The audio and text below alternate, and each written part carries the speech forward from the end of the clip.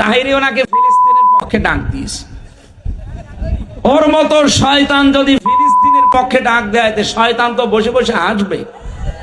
আমির হামজা সরাসরি ইহুদিদের দালাল। আগামী 26 তারিখ রোজ শনিবার ফিলিস্তিনের পক্ষে সমাবেশকে কেন্দ্র করে আমির হামজা উস্কানিমূলক বক্তব্য দিচ্ছে এবং কি সে সরাসরি নাম ধরে বলতেছে এগুলো নাকি শেখ হাসিনা তাহিরিকে দিয়ে করাচ্ছে, নাউজুবিল্লাহ। অথচ আমরা দেখেছি আমির হামজা 17 বছর আওয়ামী লীগের দালালি করেছে।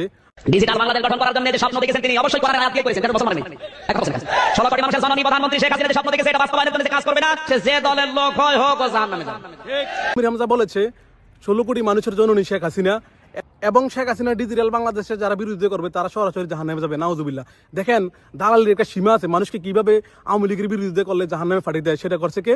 আমির হামজা। অথচ দোষ দিতে আছে যারা সুন্নি, তারা নাকি আওয়ামী লীগের দালাল ছিল, নাউজুবিল্লাহ। সে এখন এক প্রকার পাগল হয়ে গেছে।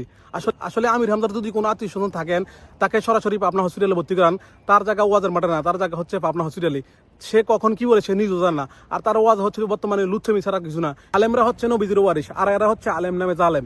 এরা ওয়াজের মাঠে বসে যত প্রকার গল্প গুজব মিথ্যাচার ছাড়া আর এদের কোনো পুঁজি নাই।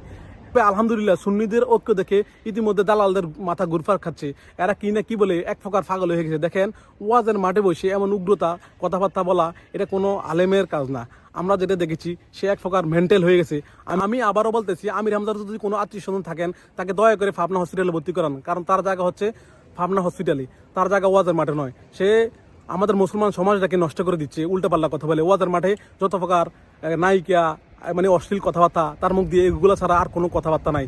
শেখ হাসিনা কই গেল, মোদির লোকে কি করলো, এই বিষয়। আসলে তুই একটা বক্তা, তোর কাজ হচ্ছে মানুষকে হেদায়েতের কথা বলা, আর তোর মুখ দিয়ে আসে কি এগুলো এক প্রকার লুচ্ছামি। আসলে এই আমির হামজাকে আমির হামজা না বলে সবাই আমির হামজাকে আমির হারামজাদা বলবেন, আর এর ওয়াজ থেকে সবাই বিরত থাকবেন। সে আলেম নামে জালেম, তার মুখ দিয়ে কখন কি আসে সে নিজেও বলতে পারবে না।